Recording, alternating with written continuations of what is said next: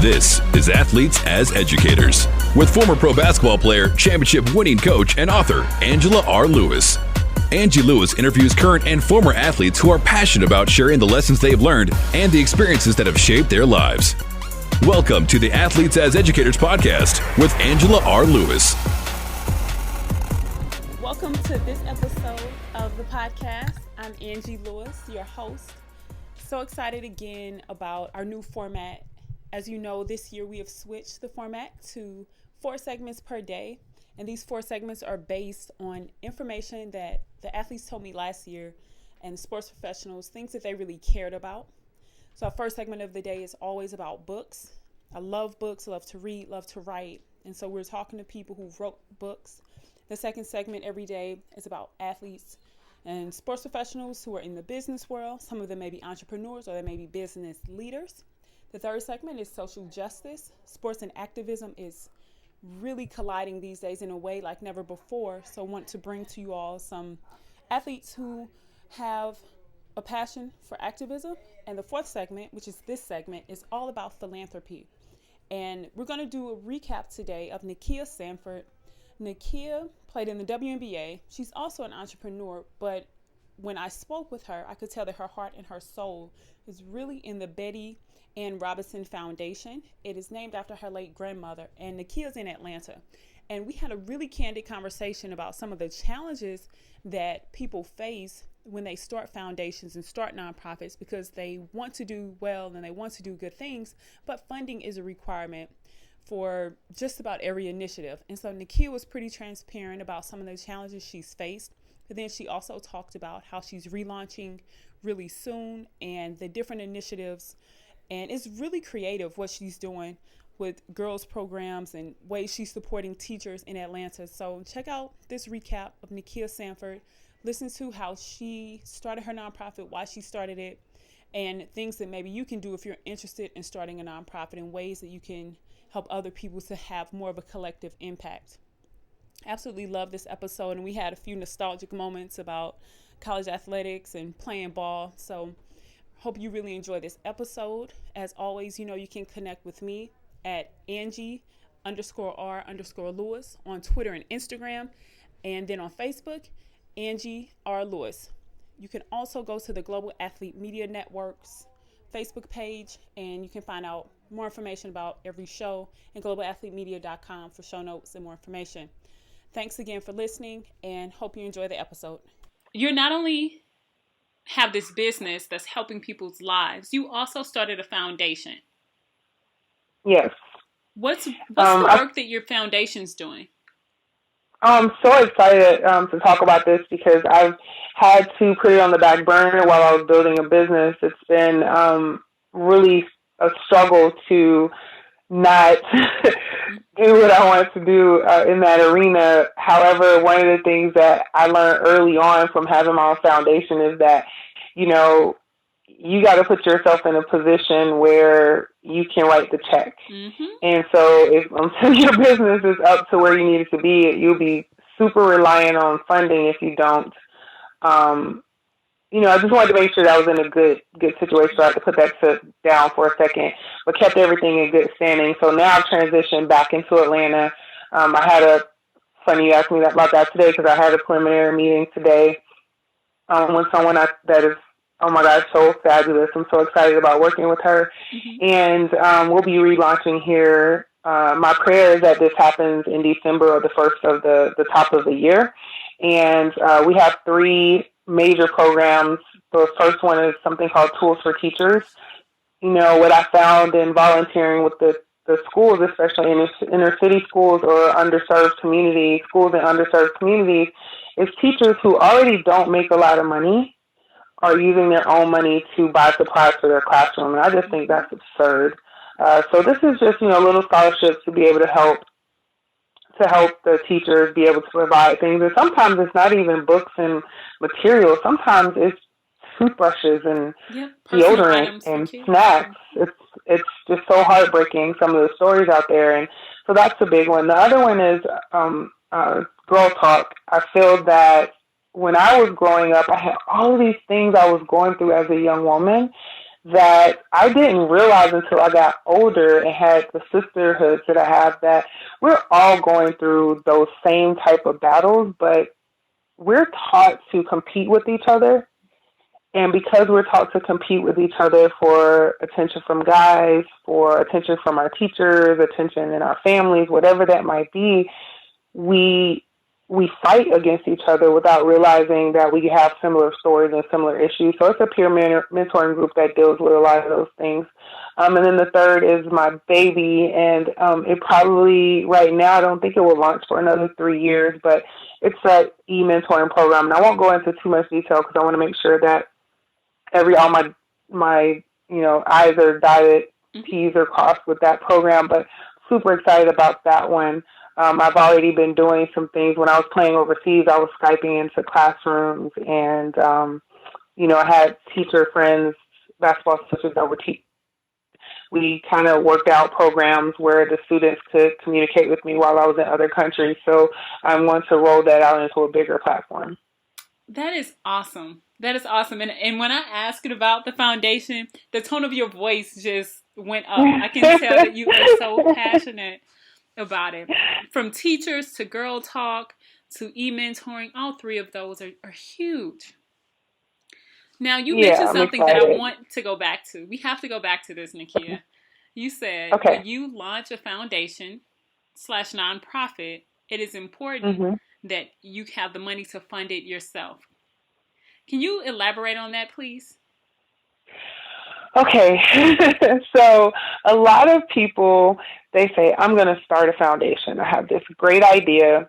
And what I didn't realize beforehand is that nonprofit is just as cutthroat or competitive or difficult as for-profit. And so a lot of times there's very little seed money available.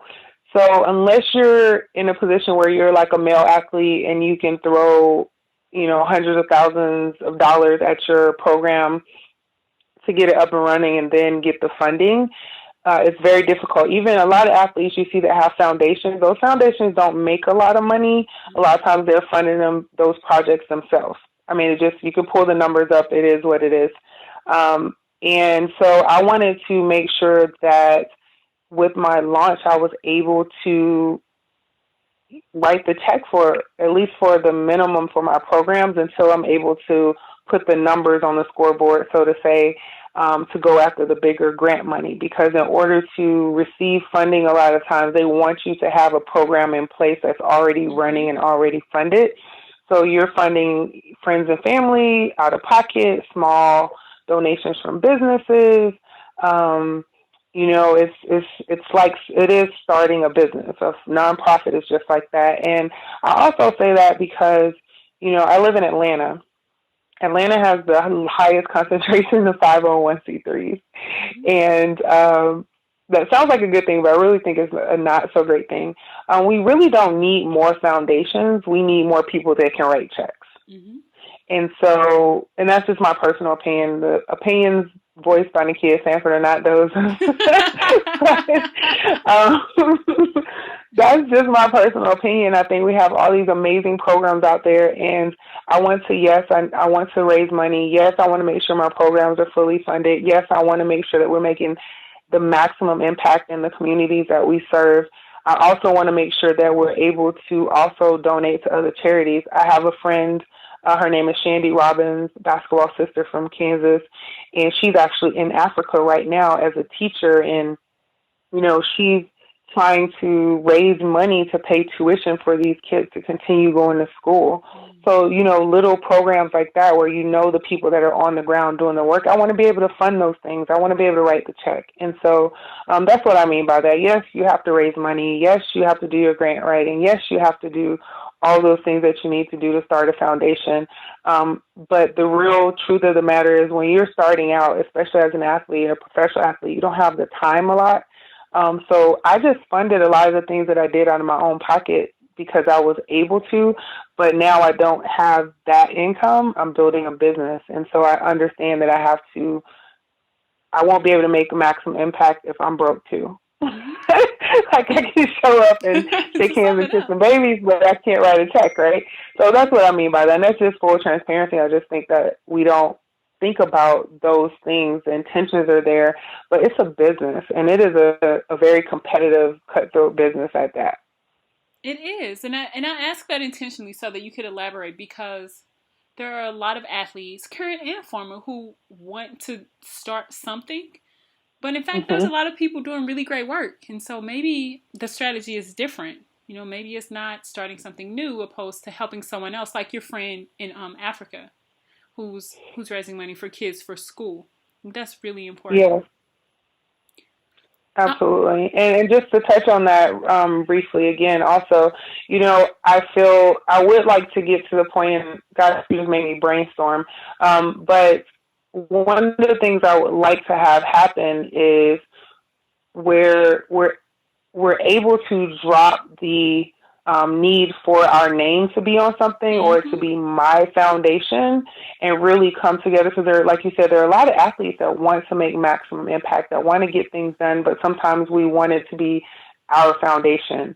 But we could get so much more done if we were able to combine efforts. I've had basketball sisters that I've partnered with the initiatives that they're getting done because I'm a 501c3, and we've been able to really do some great work because it wasn't about whose name, whose foundation, who's getting the credit. It was just like, let's get the work done.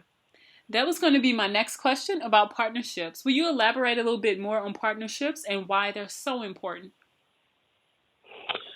Ooh, okay. So this is whether it's business, whether it's your athletic career, or any other endeavor. You have to have a team of people that you work with. That's what was so great about Primerica, was that I came into a team situation because it's very difficult to do on your own. And so your partnerships are always, about partnering with people who have either done more than you have or been to a place where you want to go and are willing to help shine light on that path, or a partnership with somebody who's going to help you stay accountable for what it is that you're trying to accomplish and stay accountable for your goals and dreams. If you're an athlete, student athlete, for example, and your mission is to get better at whatever it is, you need someone on your team that'll go work out with you, that'll push you, or a coach that stays on your butt to make sure you're there early, staying late, getting up your extra shots, whatever that might be.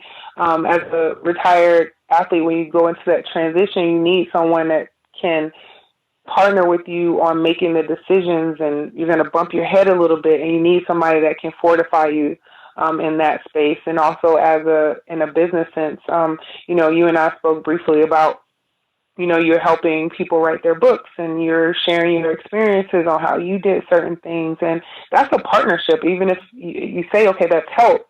But really, if you're partnering with that person at that moment in their time of need to help them get accomplished what needs to get accomplished, and you have to have that. You cannot, you can do it by yourself, but doggone it, why would you want to? And it's like 10 times more difficult if you don't have someone helping you to get what you're trying to accomplish. It is significantly harder to do it on our own. And as we know, very, very few people can make it by themselves. And it doesn't make sense when there are people who are ready and willing to support you. Will you talk about some of those people who've supported you over the years and some mentors that you've had? Absolutely. Oh, that's a good question. I have to wow. For me, it goes all the way back to, gosh, okay, I have 20 years of, to try to compress into like a 2-minute explanation to answer to that. I've had coaches that have believed in me in high school. I didn't play ball. I didn't start playing until I was in the ninth grade. And I had never touched a basketball before that summer before. So I just had coaches that poured into me. When I was in college, I wasn't like, if you lined up my high school team, my college team, and said, which one of these girls are going pro, would not have been the person that got picked.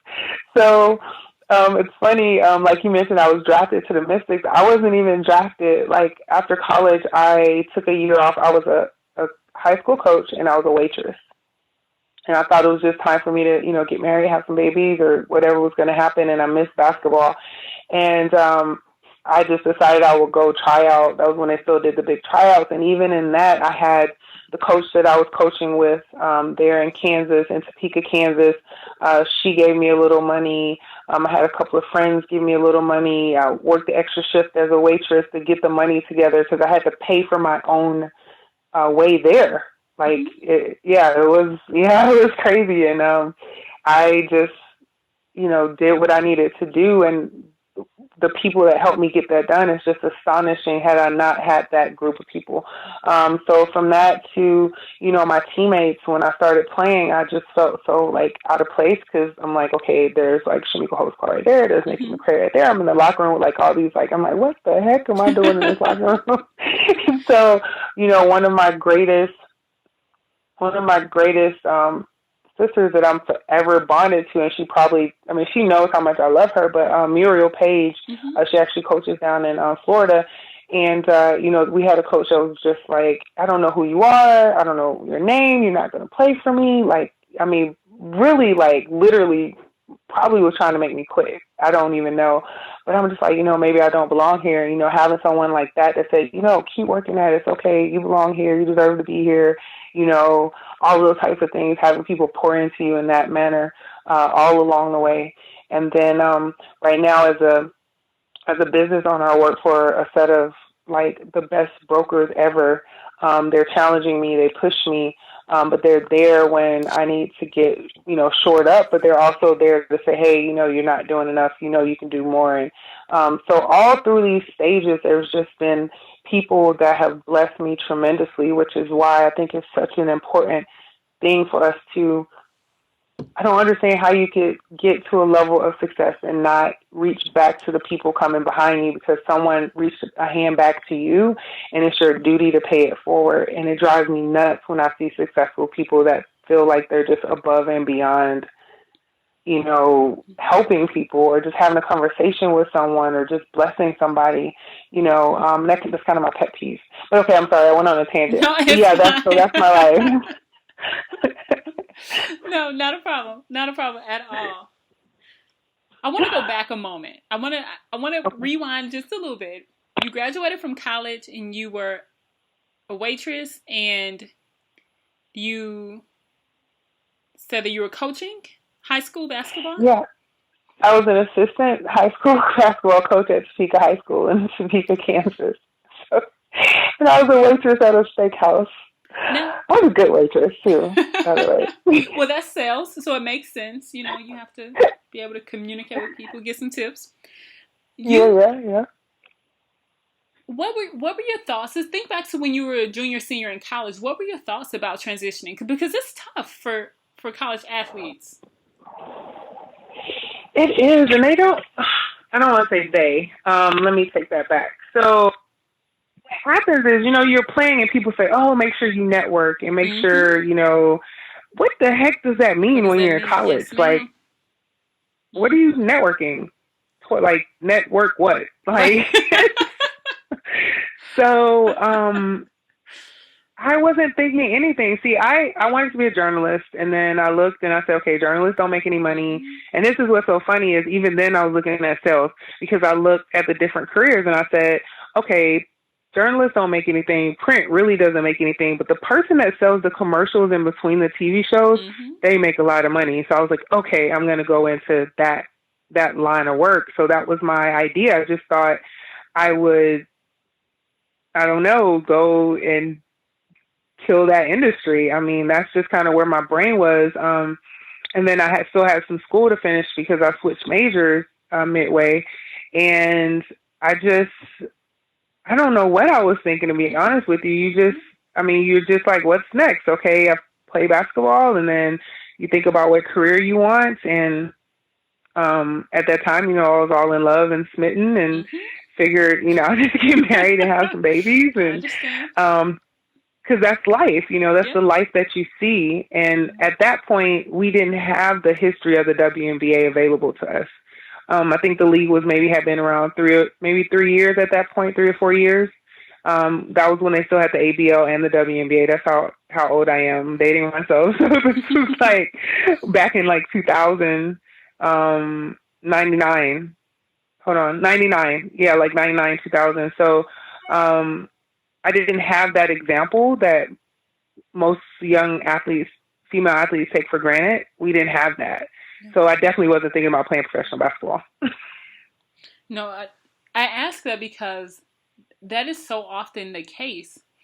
Even when you think about the number of, there's only like 1% of college athletes play, 1% of high school athletes play college ball, then even less go pro. But when you're thinking about what you're going to do afterwards, people tell you things, but if you don't come from a family where you see people networking, you don't know what networking looks like or what it's supposed to be like. If you don't have exposure to different careers because you didn't have internships because you were playing ball all the time, like myself, you don't know what's out there. Right. And I think, the other problem is you don't even know what questions to ask. So people will tell you ask questions, and it's like, well what am I supposed to ask people? At least at right. 19, 18, 19. You don't know. And you're not thinking about like that. You're thinking about that 6 a.m. practice tomorrow. And then we don't get summers. It's not like you can go intern somewhere. You can, but it's like, okay, why am I going to do that? I got, it's just, I don't know. If I could, and I do say this, if I could kind of guide a college athlete in that area, networking means that when you meet a booster, and it might be a field that you just absolutely are not even thinking about. Like, it doesn't matter. Oh, that person's a doctor. I'm not going to be a doctor. Well, networking means that you keep people in your network that you can call and say, hey, listen, this is what I'm looking for. This is what I need. Can you help me? I know you're not the person, but can you connect me to the person that might be the right connection?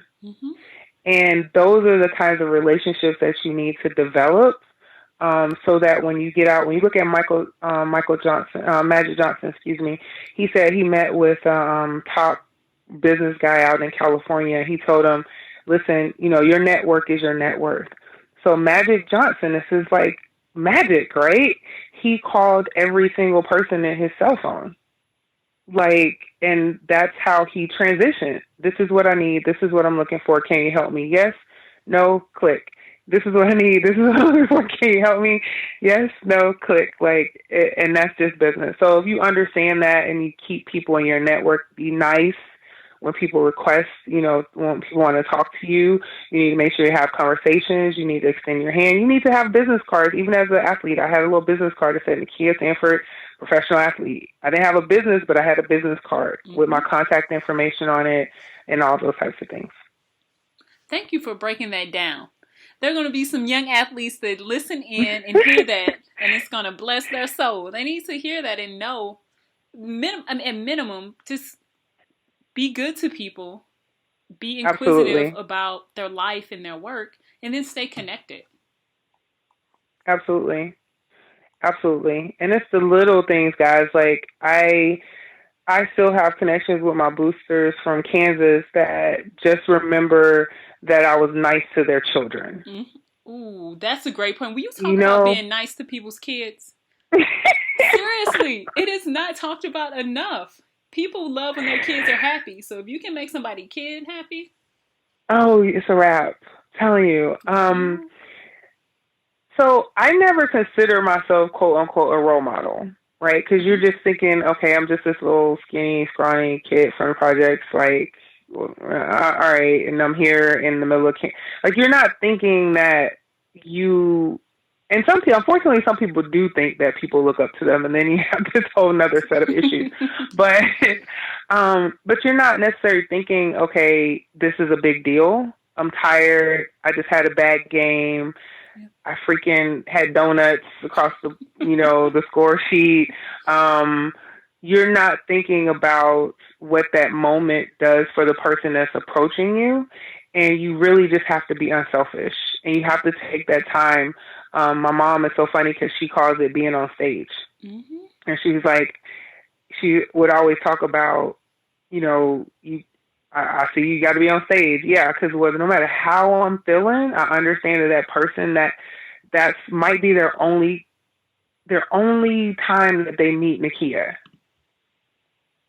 And I need to make sure they understand who I am as a person, good day, bad day, whatever, and leave that impression with them, because you don't know when it's going to come back. And when it comes to people's kids, man, people love their kids. They Like, do. you be rude, make that baby cry, or that baby been standing there trying to give you a high five for like ever, and you just walk right by because you're mad because you had a bad game. Like, that kid is going to remember that. Yep. So, and that's a big deal. So yeah, I just think you just need to be nice to people overall. And if you don't feel well, I'm like one of those really transparent, honest people. I'll say, you know what, I apologize. Man, I'm so tired from the game, or man, I'm in such a bad mood after that game. Thank you so much. Give them a hug, pound it out, and bounce. Exactly. You're absolutely right. Like, and just be honest so people don't think you're just being a jerk. Just take an extra couple of seconds. Yeah. That's it. Just be nice to people. Mean people suck anyway. You're absolutely right, and it's important that we're conscious of what we're saying, what we're doing, our body language. All of that makes a difference on the court, off the court, in business, and in life overall. Oh my gosh, yes. Absolutely. And if you can hone those skills, and college helps you get those skills together, because you have to have a poker face a lot of times when you're doing those press release, press after the games, when you're speaking to boosters, when you're in front of your coach and you really just want to tell them where they can go, and you can't because you want to keep your starting position. You have to learn those skills anyway. So you just perfect those skills so that when you talked about earlier about those skills that transfer, that